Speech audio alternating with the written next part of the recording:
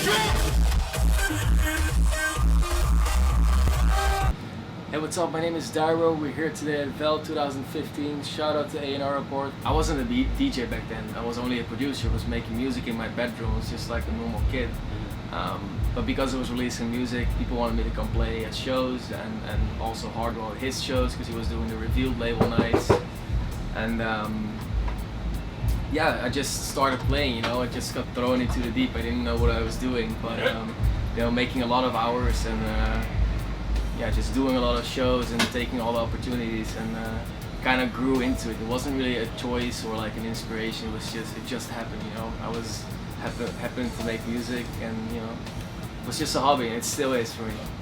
Well, for me, what the most memorable thing was, what I ever learned from Hardwell is, I think it was when we were touring in Australia, and it was for me the first time being in Australia, and it was like more than a year ago, and I was like, nobody knew me, and you know, nobody had heard about me, and the people that did came weren't a lot of people, so I happened to be playing a lot of, like, you know, where not a lot of people were, so not a lot of people came up. Obviously, you know, it just happens when you just start out.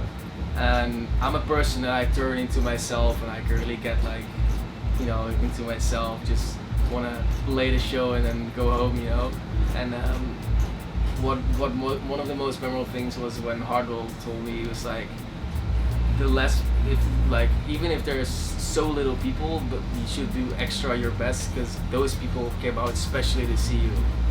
And I learned a lot from that, and you know, I take every show. I don't take any show for granted anymore. I just like do my best at every show, even if the turnout isn't great. And that's definitely, you know, his experience. He has so much experience playing around the world, and you know, he helps me with that. And in that way, he's definitely a mentor for me. Well, obviously we have like social media, SoundCloud, Beatport. You have iTunes. But I think we're living in like the year of 2015. It's not necessary anymore to release your music on a label, you know. And I see a lot of kids focusing too much on getting their music released. Like, I want to sign my song with a label, and I don't really think that's the essence anymore. You don't need a label to put your music out there because it's not easy, but there's so much more opportunity. You know, you have like SoundCloud, and like I always say, good music speaks for itself. So, you know, you just have to put it out. And for instance, I always give this example how Dyro did it. He was also a new and upcoming guy, and he just gave everything away for free. And it was really great because, you know, good music speaks for itself, and people start sharing it and playing it, and that's how he became known, a known name. And then after that, he started releasing his music. So there's a bunch of other outlets. You know, you can do collaborations, and like blogs are there for the opportunities too. Well, I've only made music in dance music. People always think that DJs only make the music that they're releasing, but like I think I made like 1,000 songs, only released like a bunch of them. You know, I like to make hip hop, I like to make weird stuff, experimental music, but not everything is releasable, and I feel like a lot of projects shouldn't be released too. You know, it's like it's a learning process, and it's like what being an artist is about. Yeah. So, you know, I just make whatever comes up to me, but then when I produce for Dyro, I try to fit within the lines that I created for it and like stick to the sound. It's a really good question. I mean, it sounds really as a common answer, but I would say Kanye West. I think he's a little bit out there about who he is and what he does, but I really think that he is as talented as he says he is. You know, it sounds weird, but like I really think so. You know, if you listen to his music, how polished everything is and thought out and everything, it's amazing. I think there's a lot of learn from him for me too. I think it was in 2013 when I started doing that. It was SiriusXM has this cool thing where they just like put new acts and like give them like a stage to do their radio shows. We did that for a year. It was really cool to do a podcast for the first time, and I think it's a really good way to, and a good outlet to, you know, gain fans and show them what you can do. And it's also really cool because if you're playing all these main stages, people expect a certain type of music, and like you should, you should bring the energy. But there's so much more music that's just as cool, but it's not fitted to play at a main stage.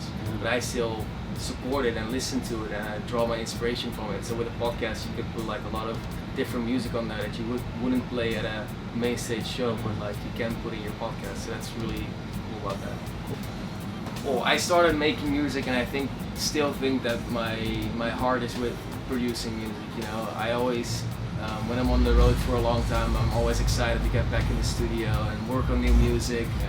But the best thing and the best feeling that there is in the world is when you spend like 2 weeks making a new song and perfecting it and putting so much work in, and then playing it at a main stage. For instance, I had like a week off before Tomorrowland last week, and I made this new song and didn't play it anywhere, and I tested it out at Tomorrowland. It went awesome, but like the reaction you get from the crowd is like, I made this in my bedroom, and like I created this, and I'm making people happy with it, and that's the best feeling there is.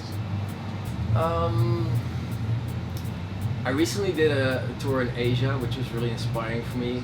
The bad thing about it though is we weren't much longer than one day at one place. I always wanted to travel to Asia because like I like traveling, I like exploring different cultures and countries. But what was really inspiring for me is we took 3 to 4 days off in Thailand, in Phuket, and we were in this resort, and it was just like a pool and like this big like landscape in front of you, and that's like so calming and so inspiring. I just grabbed my laptop and like started making some music, and it's awesome. Cool. I wouldn't consider myself a mogul in that sense. I still think I have a lot to learn, and I still think that I'm not there yet. I still have to work really hard, and I still do every day. But for me, starting my own label was one of 2 reasons. Was one, I had a lot more freedom. I decided what I want to release, and like I consider myself an artist, and I don't want to deal with other people trying to put their stamp on your art.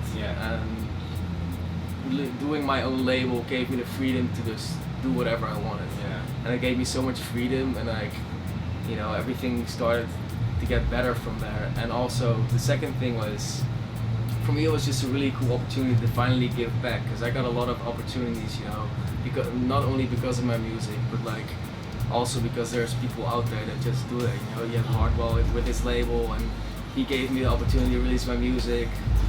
Tiesto supported me, I made the song with him, and there's so many other people that just supported me, and starting my own label, it's finally a chance for me to give back to young talent, and I always kept track of like new talents that I liked and like that I want to support. And finally now I have the opportunity to release their music and give them a stage, and that's awesome. Happen overnight, don't expect Martin Garrix's things to happen to you. That was like one in a million for him. I always keep it real. Don't want to be a DJ because you want to be a DJ, or you want to be on stage, or you want to be loved by thousands of fans. You have to be real about it, because people eventually they'll find out if it's real or not. And I think if you really want to do it, and you have a lot of discipline and drive to do what you want, I think anybody could do it.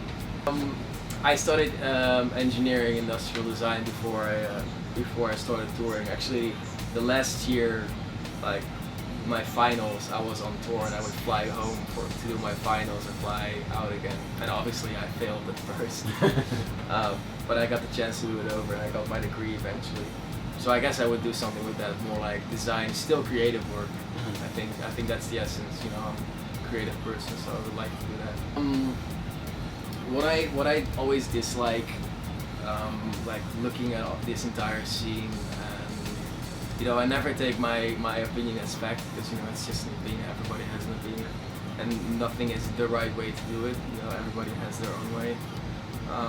But what I really don't like seeing is, for instance, like the new hype that just came, the future house and the house hype, everybody just jumps on the bandwagon and starts doing that. And I personally believe that's not what being an artist is about. You know, you should stick with your sound. You could still be inspired by it, by some you know, some new hype, but don't just like switch over to what's popular at the time. Because what you're doing is you're fueling and you're creating fans that are fans of the hype and not of you.